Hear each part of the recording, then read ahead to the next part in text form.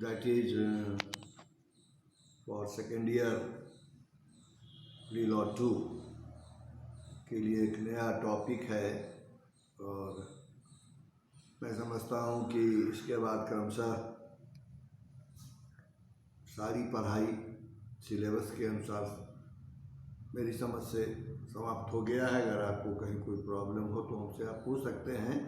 और उसी कॉन्टेक्स्ट में आज हम आपको एक नई चीज़ बता रहे हैं और वह है कि सोर्सेज ऑफ इंडस्ट्रियल फाइनेंस। तो उसी पर आज हम लोग चर्चा करें कि सोर्सेज ऑफ इंडस्ट्रियल फाइनेंस क्या हो सकता है और इसकी क्यों क्या ज़रूरत है। ये आपके सिलेबस के मुताबिक है, इसलिए हम लोग इसी पर आज चर्चा करें और एक बृहद चर्चा करें। और सवाल उठता है कि इंडस्ट्रियल फाइनेंस का क्या इम्पोर्टेंस है किसी भी देश के लिए इन कॉन्टेक्स्ट ऑफ इंडियन इकोनॉमी। हम भारतीय अर्थव्यवस्था के संदर्भ में, चूँकि हम भारत की अर्थव्यवस्था के संदर्भ में ही इसको हम पढ़ रहे हैं और जानने का प्रयास करते हैं। मैंने आपसे पहले भी बतलाया था कि before independence there was no concept and there was no practical approach for the then government to make industrial development of the Indian economy. बहुत सारे प्रारूप तैयार किए गए लेकिन but actually they all remained on papers. नहीं कुछ हो सका, करने की मंशा भी नहीं थी ब्रिटिश सरकार की। चलिए कोई बात नहीं, उससे क्या फर्क पड़ा। फिर भी इस बात को आज़ादी के बाद सरकार ने अपनी प्राथमिकताओं को तय किया और जिसकी चर्चा मैंने आपसे पहले भी की है। विभिन्न योजनाओं में, विभिन्न क्षेत्रों में सरकार ने अपनी प्राथमिकताओं को निरूपित किया और उसके अनुसार काम होते रहे और आज भारत अपने पैर पर खड़ा है और एक अच्छी छलांग लगा रहा है। ये अलग बात है कि अभी आज की जो परिस्थिति है, जो कोविड-19 का जो प्राकृतिक प्रकोप चल रहा है देश के अंतर्गत, उसके कारण अभी औद्योगिक जो परिस्थितियां हैं कुछ मजबूर हो रही हैं और एक स्थिति ऐसी बनती जा रही है कि अगर देश संभला नहीं, लोग संभले नहीं तो संभव है कि आने वाले दिनों में कुछ मंदी का माहौल भी होगा। खैर, उससे घबराने की जरूरत नहीं है।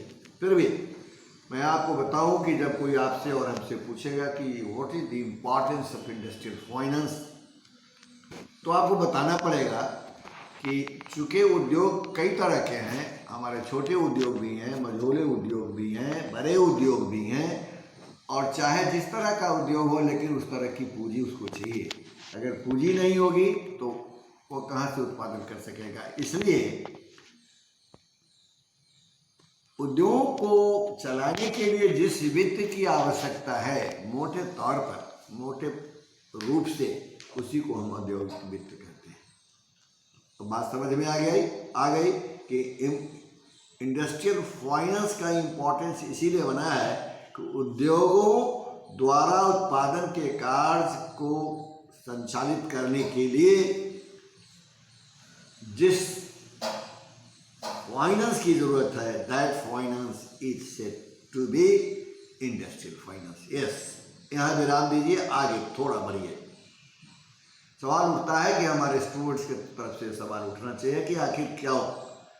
तो मैंने कहा कि उत्पादन के क्रम में, औद्योगिक उत्पादन के क्रम में भवन निर्माण चाहिए, मशीन चाहिए, कच्चे पदार्थ चाहिए, व्यवस्थापकों द्वारा मजदूरी देने की व्यवस्था भी चाहिए, मजदूरों की नियुक्ति इत्यादि की आवश्यकता है। यानी आप इन विभिन्न इंफ्रास्ट्रक्चर फैसिलिटीज को जब फैसिलिटेट करेंगे तो आपको जरूरत पड़ेगी किसकी? वित्त की।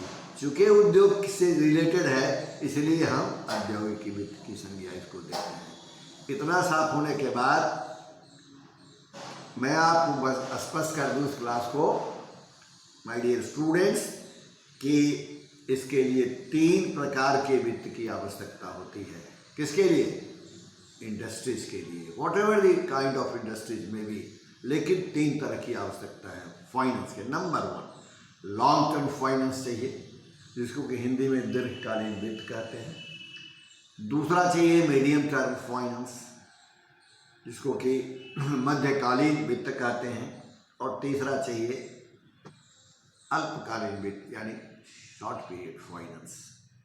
तो इसको भी दिमाग में रखना पड़ेगा, और तभी औद्योगिक वित्त की व्यवस्था को जुटाया जा सकता है और अधिक ढंग से काम किया जा सकता है। अब मैं बताऊं आपको कि आज़ादी के पूर्व, स्वतंत्रता के पूर्व इसकी कोई व्यवस्था नहीं थी, और इसका कारण भी था कि औद्योगिक वित्त की व्यवस्था करने वाली आधुनिक संस्थाओं का भी उस समय अभाव था। व्यावसायिक बैंक ही उस समय मुख्यतः व्यवसाय के लिए ऋण देते थे, और थोड़ा बहुत महाजन, जिसको सेठ साहूकार या मनी लेंडर्स कहते हैं, उद्योग के लिए ऋण नहीं देते थे और काम के लिए ऋण देते थे। तो ऐसी अवस्था में देश में उद्योगों के विकास के लिए औद्योगिक वित्त एवं उससे संबंधित संस्थाओं का विकास बड़ा आवश्यक था, और जो औद्योगिकरण के मार्ग में एक प्रभावकारी और महत्वपूर्ण कदम माना गया। भारत सरकार ने आज़ादी के बाद इकोनॉमिक प्लानिंग को अपनाया, और इकोनॉमिक प्लानिंग को अपनाने के क्रम में कृषि के साथ साथ उद्योगों को भी प्रमुख स्थान दिया। और मैंने आपसे कहा भी, जब इंडस्ट्रियल पॉलिसी रिजोल्यूशन 56 में पढ़ा रहा था, that was the second industrial policy resolutions, उसमें मैंने कहा था कि बड़े बड़े उद्योगों की स्थापना की कल्पना late prime minister Jawaharlal Nehru ने किया था। इसलिए मैंने कहा कि औद्योगिक वित्त के माध्यम से केवल उद्योगों में विनियोग एवं पूंजी निर्माण, कैपिटल फॉर्मेशन को ही बढ़ावा दिया जा सकता है,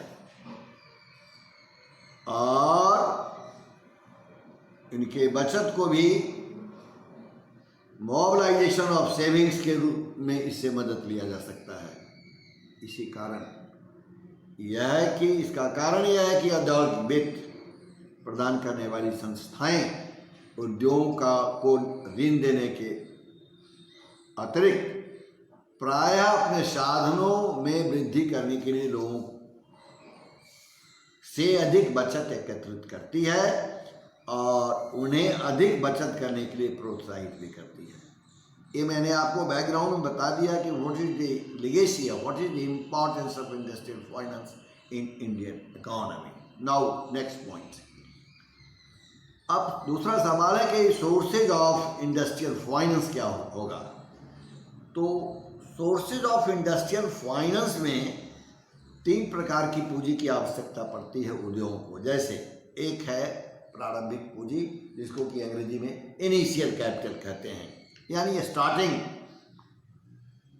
एंड सेटिंग अप, उसको अंग्रेजी में आप कह सकते हैं कि इसलिए शुरू करने के लिए प्रारंभिक पूंजी की आवश्यकता पड़ती है, नंबर 1। नंबर 2 है कि फिक्स्ड कैपिटल भी चाहिए। इंडस्ट्रियल सेटअप के लिए फिक्स्ड कैपिटल भी चाहिए, अचल पूंजी जिसको कहते हैं। उद्योगों में फिक्स्ड इन्वेस्टमेंट के लिए इस प्रकार की पूंजी आवश्यकता पड़ती है। सेकेंड पॉइंट है, जैसे कारखाना एवं भवन निर्माण के लिए मशीन तथा उपकरण इत्यादि को खरीदने के लिए ये चाहिए। Very important aspect of our discussions हैं in context of industrial finance. And now third point is working capital कहते हैं जिसको, कार्यशील पूंजी। जैसे हम लोग भी अपने घर को चलाने के लिए छोटा मोटा पैसा रखते हैं, उससे हम काम करते हैं। यहाँ पर उद्योगों की बात है, इसलिए उद्योगों में दिन प्रतिदिन अथवा चालू व्यय जैसे फुटकर खर्च, मजदूरी, वेतन के भुगतान इत्यादि के लिए कार्यशील पूंजी की आवश्यकता पड़ती है। तो ये हो गए sources of industrial finance in India. अब चलिए, अब उद्योगों में मैंने कहा आपसे और बिल्कुल साफ है कि एक तरफ लघु पैमाने के उद्योग हैं, एक तरफ मध्यम पैमाने के उद्योग हैं, इसके लिए भी वित्त चाहिए। बड़े पैमाने के उद्योग है तो आप देखिए, लघु एवं मध्यम आकार का जब उद्योग होगा अथवा बृहत आकार का, उसके लिए उपयुक्त 3 पूंजी अर्थात प्रारंभिक पूंजी, अचल पूंजी और कार्यशील पूंजी, जिसकी चर्चा मैंने अभी की है, आवश्यकता पड़ती है। लघु एवं मध्यम आकार के उद्योगों के लिए औद्योगिक वित्त के प्रमुख साधन हैं। Just I am referring to the small scale and medium size industries. इसमें क्या है, कहाँ से आएगा वित्त? तो इसके लिए प्रावधान किया गया है कि महाजन एवं स्वदेशी banker, money lenders and indigenous bankers. दूसरा है कमर्शियल बैंक्स, जिसको कि व्यावसायिक बैंक कहते हैं। और तीसरा है साख गारंटी योजना। यह योजना जुलाई 1960 में लागू की गई थी। इस योजना का मकसद बैंकों तथा वित्तीय संस्थाओं द्वारा लघु उद्योगों को दिए जाने वाले ऋणों की गारंटी देना है, ताकि वह निर्भय होकर इन उद्योगों को ऋण दे सकें। भारत सरकार के प्रतिनिधि के रूप में भारतीय रिजर्व बैंक ऑफ इंडिया ने को योजना के प्रशासन का अधिकार दिया गया है और अब तक 375 संस्थाएं, जिनमें बड़े बड़े व्यावसायिक बैंक, राज्य वित्तीय निगम, state financial corporation and cooperative banks शामिल हैं, इस योजना में भाग लेते रहे हैं और ले रहे हैं। इस योजना के अंतर्गत इन ऋणों की गारंटी दी जाती है, जो प्रायः 7 वर्ष से अधिक की अवधि के नहीं होते। इस प्रकार लघु उद्योगों को ऋण प्रदान करने की दिशा में यह योजना एक महत्वपूर्ण कदम है और अप्रैल 1981 में सरकार ने इस योजना को रद्द करके इनके कामों को जमा बीमा एवं साख guarantee, deposit insurance and credit guarantee corporation को सौंप दिया। ये आपको मैंने तीसरा पॉइंट बताया। उसके बाद देखिए कि नेक्स्ट जो सोर्सेज हैं इनको ऋण देने वाले, उसमें राष्ट्रीय लघु उद्योग, जिसको कि नेशनल स्मॉल इंडस्ट्रीज कॉरपोरेशन की संज्ञा दी गई है और ये भी इनको ऋण देते हैं। अब देखिए, उसके बाद है small industries development bank of India. Bharat सरकार ने अप्रैल 1999 में इसको स्थापित किया और वर्तमान समय में यह बैंक देश में लघु एवं छोटे मध्यम उद्योगों को वित्त प्रदान करने एवं विकास के लिए प्रमुख बैंक है। इस बात को अब तक करोड़ों करोड़ों रुपया सरकार ने इस पर दिया है। तो ये तो मैंने बतला दिया कि आपको स्मॉल एंड मीडियम साइज के जब उद्योग होंगे तो उनके वित्त का प्रबंधन इन संस्थाओं के माध्यम से किया जाता है। अब आइए, अब नेक्स्ट पॉइंट है कि industrial finance for large scale industries क्या है। भारत में बृहत पैमाने के उद्योगों के लिए औद्योगिक वित्त के प्रमुख साधन निम्नलिखित हैं। हमारे आपके उत्तर होंगे। नंबर 1 यह होगा कि हिस्से एवं ऋण पत्र, जिसको शेयर्स एंड डिवेंचर्स कहते हैं, यानी बृहत पैमाने के उद्योगों की प्रारंभिक एवं अचल पूंजी के मुख्य स्रोत हिस्से एवं ऋण पत्र हैं। ये उद्योग अपने हिस्सों एवं ऋण पत्रों को बाजार में बेचकर धन प्राप्त करते हैं और इससे अपना काम को चलाते हैं। दूसरा इनका है कि पब्लिक डिपॉजिट्स, जनता से जमा लेते हैं। उद्योगों की कार्यशील पूंजी का एक स्रोत जनता से जमा भी है। जनता से जमा स्वीकार करने की प्रथा अब तक बम्बई, सोलापुर, अहमदाबाद के सूती मिलों की मुख्य विशेषताएं थी, लेकिन अब देश के अन्य भागों में भी निजी कंपनियां एवं सार्वजनिक क्षेत्र की कंपनियां जनता से जमा प्राप्त लेने लगी है और इससे धन लेकर अपना काम करती है। उसके बाद है कि स्वदेशी बैंकर, जिसको कि इंडिजीनियस बैंकर्स कहते हैं। तो बृहद उद्योगों को स्वदेशी बैंकरों से भी समय समय पर सहायता मिलती रही है। ये उद्योगपतियों को निजी जमानतों पर ऋण देते हैं, लेकिन उनकी ब्याज दरें काफ़ी ऊंची होती है। याद रखिएगा, वर्तमान समय में औद्योगिक वित्त की संस्थाओं की स्थापना के साथ साथ अब स्वदेशी बैंकर्स या इंडिजीनियस बैंकर्स का महत्व थोड़ा घट गया है। नेक्स्ट सोर्सेज है इनका, उसको कहते हैं हिंदी में व्यावसायिक बैंक, जिसको कि अंग्रेजी में कमर्शियल बैंक्स कहते हैं। इनके माध्यम से भी बड़े पैमाने के उद्योगों को अल्पकालीन ऋण प्राप्त होते हैं, जो उनकी कार्यशीलता पूंजी वर्किंग कैपिटल की आवश्यकता को पूर्ति करते हैं।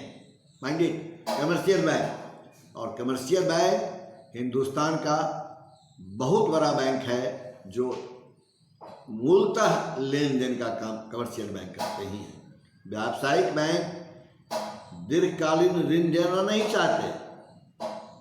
गौर कीजिएगा कि लंबे समय तक के लिए वो ऋण देना नहीं चाहता है। क्यों?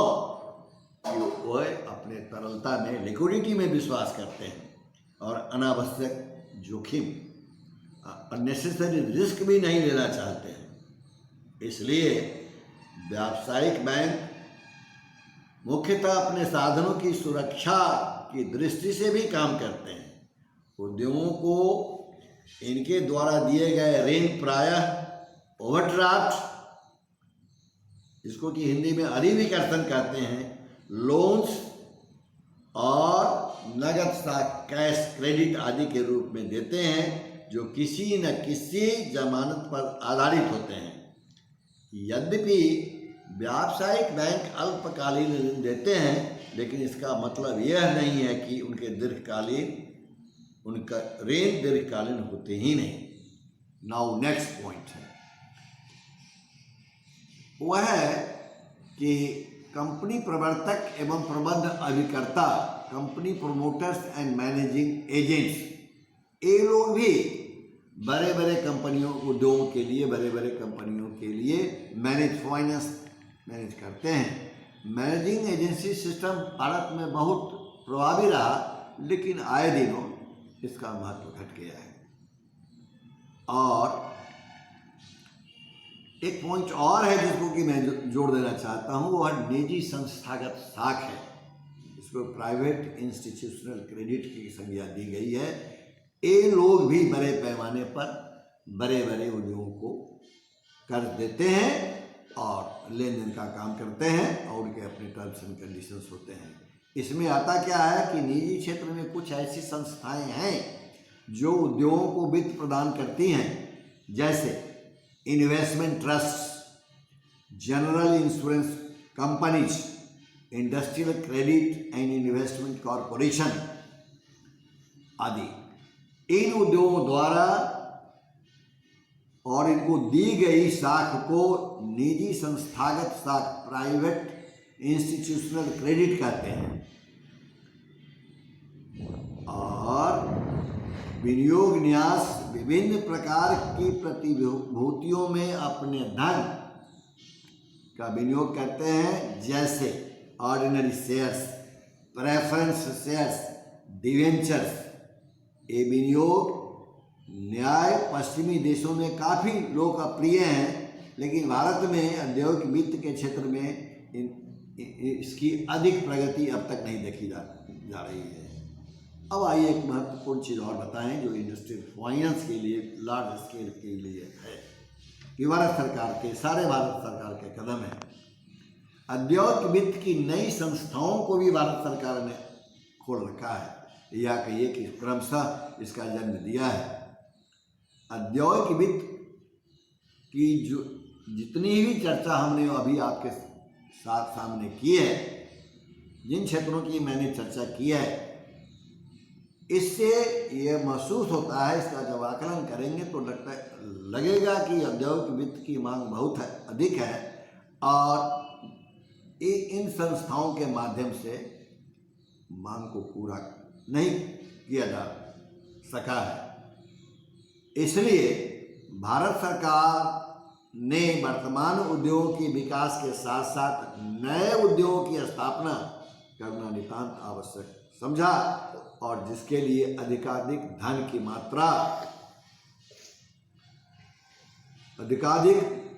मात्रा साख्य के रूप में मुनासिब समझा।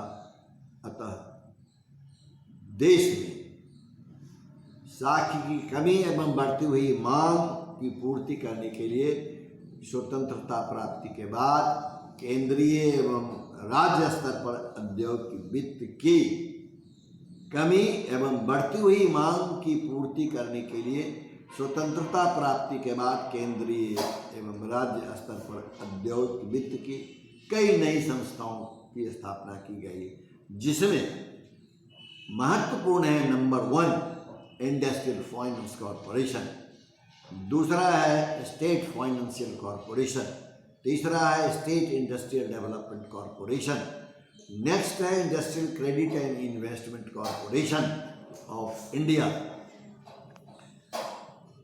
नेक्स्ट है industrial development bank of India, next है unit trust of India, next है industrial construction bank of India. इसके अलावा भारतीय जीवन बीमा निगम, life insurance corporation of India और general insurance corporation of India उद्योग को ऋण देने में महत्वपूर्ण भूमिका निभा रही है। अब देखिए, निभा रही है स्टेट फाइनेंस, निभा रही है भारत सरकार ने डेवलपमेंट बैंक ऑफ इंडिया को 30 अप्रैल 1964 में संसद से पारित किया और अधिनियम के अनुसार 1 जुलाई 64 को भारत के औद्योगिक विकास bank, industrial development bank of India की स्थापना की गई। यह देश में औद्योगिक वित्त के क्षेत्र में एक शीर्ष संस्था है, जिसको कि अंग्रेजी में अपेक्स इंस्टीट्यूशन कहते हैं, जो उद्योगों को दीर्घकालीन एवं मध्यकालीन वित्त प्रदान करता है। पहले यह बैंक रिजर्व बैंक के पूर्ण स्वामित्व वाले एक सहायक के रूप में काम करता था और इसकी संपूर्ण पूंजी रिजर्व बैंक द्वारा ही प्रदान की गई थी तथा रिजर्व बैंक का संचालन मंडल, बोर्ड ऑफ डायरेक्टर्स, इसका भी संचालक मंडल होता था। लेकिन 1976 में औद्योगिक बैंक के विधान में आमूल परिवर्तन किया गया और जिसके अनुसार अब यह रिजर्व बैंक का सहायक न रहा और भारत सरकार के स्वामित्व में आ गया।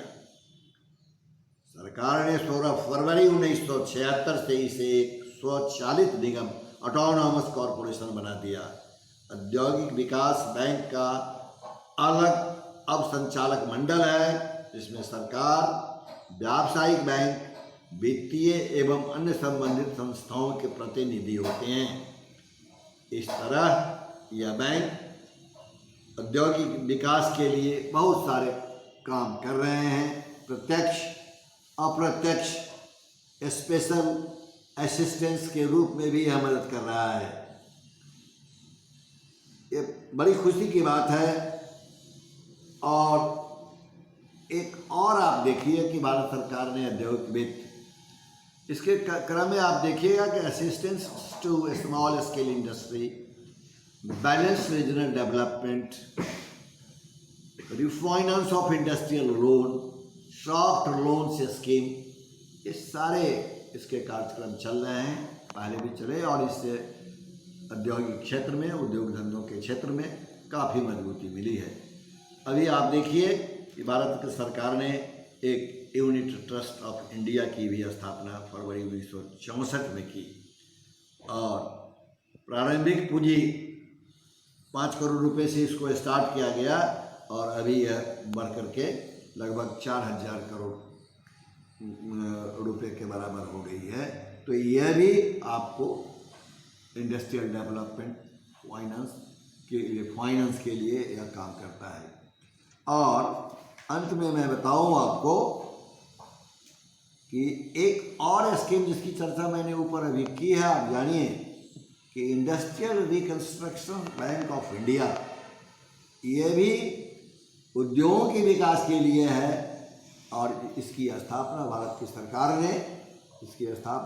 सरकार ने 1971 में की, और एक कंपनी के रूप में की। इस निगम का मुख्य उद्देश्य देश की और मुख्यतः देश के पूर्वी क्षेत्रों, ईस्टर्न रीजन की बंद एवं रुग्ण औद्योगिक इकाइयां, क्लोज्ड एंड सिक इंडस्ट्रियल यूनिट्स के पुनर्वास एवं पुनर्निर्माण, रिहैबिलिटेशन एंड रिकंस्ट्रक्शन के लिए वित्तीय सहायता प्रदान करना है। याद रखिए कि पूर्वांचल भी, नॉर्थ ईस्ट भी भारत का ही अंग है। किसी कारण से वह अभी मेन स्ट्रीम से नहीं जुड़ने के कारण बहुत औद्योगिक विकास उस क्षेत्र का नहीं हो सका। वर्तमान के सरकार की नज़र गई है और बड़े पैमाने से वह विकास के कार्यक्रम हो रहे हैं। इसलिए मैंने आपसे कहा कि निगम की उस समय अधिकृत पूंजी मात्र 25 करोड़ तथा इशूड कैपिटल 10 करोड़ रुपए हैं, जो औद्योगिक विकास बैंक, औद्योगिक वित्त निगम, जीवन बीमा निगम, स्टेट बैंक तथा राष्ट्रीयकृत विकास बैंक द्वारा दी गई है। तो कुल मिलाकर आप देखिएगा कि इसमें अभी हजारों हजार करोड़ रुपए का डिस्ट्रीब्यूशन हुआ है, ताकि हमारा जो पूर्वांचल है, जो पहाड़ी एरिया है, जहाँ हमारे लोग बसे हैं, हमारे साथी बसे हैं, उनके ही पुनर्वास के साथ साथ उनका औद्योगिकरण हो, इसके लिए सरकार ने industrial reconstruction bank of India की स्थापना कर रखी है। ये बैंक देश की बंद एवं रुग्ण इकाइयों के पुनर्वास एवं पुनर्निर्माण के लिए सहायता देकर उनकी बहुमूल्य सेवा की है, और देश के औद्योगिक विकास में बड़ा महत्वपूर्ण योगदान दिया है। बैंक ने मुख्य इंजीनियरिंग, खनन तथा फाउंड्री उद्योगों की इकाइयों को सहायता प्रदान की है। अगर आपको कुल अब तक हमने जो इंडस्ट्रियल फाइनेंस का एक पिक्चर आपके सामने दिया, तो इससे आपको यह स्पष्ट होगा कि औद्योगिक वित्त के क्षेत्र में निम्नलिखित प्रवृत्तियां या बातें बहुत साफ होती हैं। जैसे हाल के वर्षों में, नंबर 1 पॉइंट है, हाल के वर्षों में देश में औद्योगिक वित्त की समस्या के समाधान के लिए अधिक ध्यान दिया गया और आज की जरूरत भी है। इसका मुख्य कारण देश में पंचवर्षीय योजनाएं जो चली, आज पंचवर्षीय योजना नहीं है, नीति आयोग है, काम वही कर रही है, नीति आयोग है, स्वरूप बदल दिया गया है।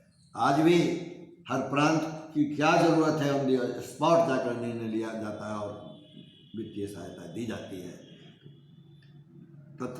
योजना आरंभ तथा द्रुत गति से औद्योगिकरण करने की आवश्यकता महसूस किया जाता है। दूसरा पॉइंट इसका ये होगा उपसंहार के रूप में कि सरकार या तो प्रत्यक्ष रूप से अथवा परोक्ष रूप से वित्तीय संस्थाओं के माध्यम से औद्योगिक वित्त की व्यवस्था करने में अधिक दिलचस्पी लेने लगी है। बिल्कुल सही बात है। और स्वतंत्रता प्राप्ति के बाद अखिल भारतीय स्तर पर राज्य एवं औद्योगिक वित्त की व्यवस्था करने के लिए कई विशिष्ट संस्थाओं की स्थापना की गई, जिसमें औद्योगिक वित्त निगम IFCI तथा औद्योगिक विकास नियम IDBI के नाम विशेष रूप से उल्लेखनीय हैं। क्यों? इन संस्थाओं के माध्यम से लघु, मध्यम एवं बृहद पैमाने के उद्योगों को सभी प्रकार के ऋण, चाहे वह दीर्घकालीन हो, मध्यकालीन हो या अल्पकालीन ऋण हो, देने की व्यवस्था की गई है। मोटे तौर पर देश की विभिन्न वित्तीय संस्थाएं देश के औद्योगिक विकास को प्रोत्साहित करने के लिए विभिन्न प्रकार से योगदान दे रही है और यह इंडस्ट्रियल फाइनेंस के जड़ों को काफ़ी मजबूत कर रही है। इन्हीं शब्दों के साथ मैंने संपूर्ण कहानी बतला दी आपको। अब यहाँ मैं विराम देता हूँ, यह टॉपिक खत्म हो गया। Wish all the best for you. We will meet again next day.